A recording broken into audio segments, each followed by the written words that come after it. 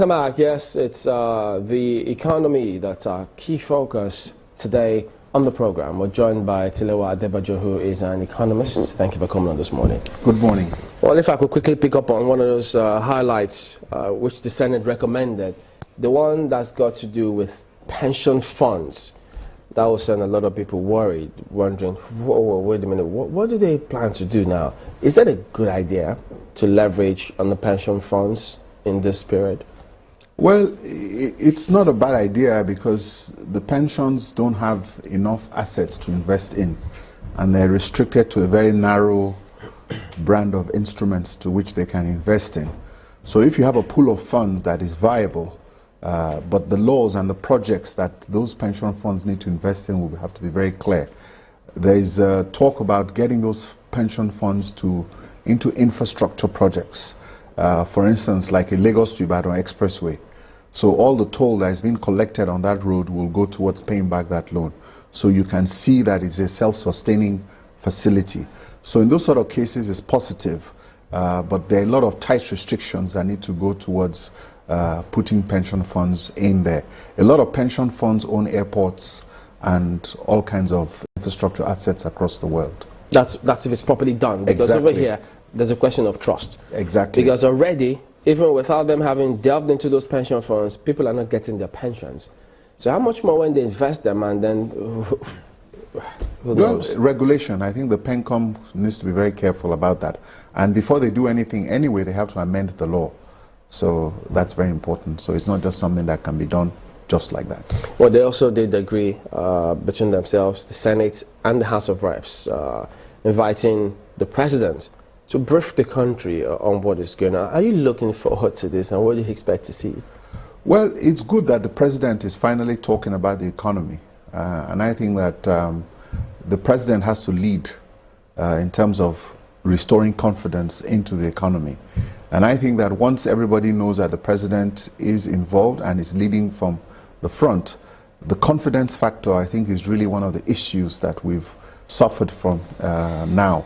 And if they can articulate a proper policy and everybody can sing from the same hymn book, that is the central bank, the Ministry of Industry, Trade and Investment, Ministry of Finance, budgets, and all the other implementing ministries with the presidency, they should have the same script and sing from that same, then you can begin to see some measure of confidence being restored to businesses, financial markets, and investors. You know, yesterday we had the British High Commissioner to Nigeria, His Excellency Paul Arkwright, and he spoke to that issue of confidence, which a whole lot of people wanted to do business outside Nigeria. I mean, in Nigeria, from the outside, also look into what are those things that you think that we haven't actually been able to put in place that will restore that confidence, especially in investors? Well, first of all, let's take a look at two critical blunders that the central bank did. The exit for the JP Morgan index. At the time the JP Morgan gave a warning, we had about $20 billion worth of portfolio investment money in this country. And all they were saying was that move to the system that we're using now, which is the flexible exchange rate. So if they had moved to that system then, when that money was in the system, we would not have seen the close to 100% devaluation we've seen in the Naira in the last year and a half. That was number one.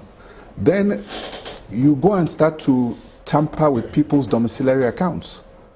25% of all the bank deposits in this country was in foreign currency. Then you now say people cannot take their money and they can take their money. So that whole process, you scared people. So a lot of people have not put their money back in the dorm accounts. They've taken because they're afraid that the central bank might wake up one day and convert it to Naira. Those two incidents alone, crashed the Naira because you lost confidence. Then you talk about the economic policies, the lack of clarity and articulation. That gives investors no confidence. And all these cumulative effects push the economy into recession. And once an economy is in recession, people move. Kenya has interest rates of 10%, inflation on single digit, and the economy is going to grow by 5% this year.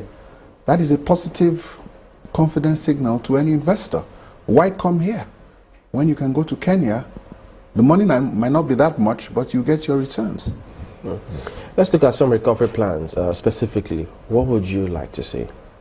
Well, the first thing that I would like to see is that the problem we have now is we have a revenue shortfall of about 50% of the budget. Okay, pardon me, we'll have to take a quick break, but we'll be back in just a moment. Join us again.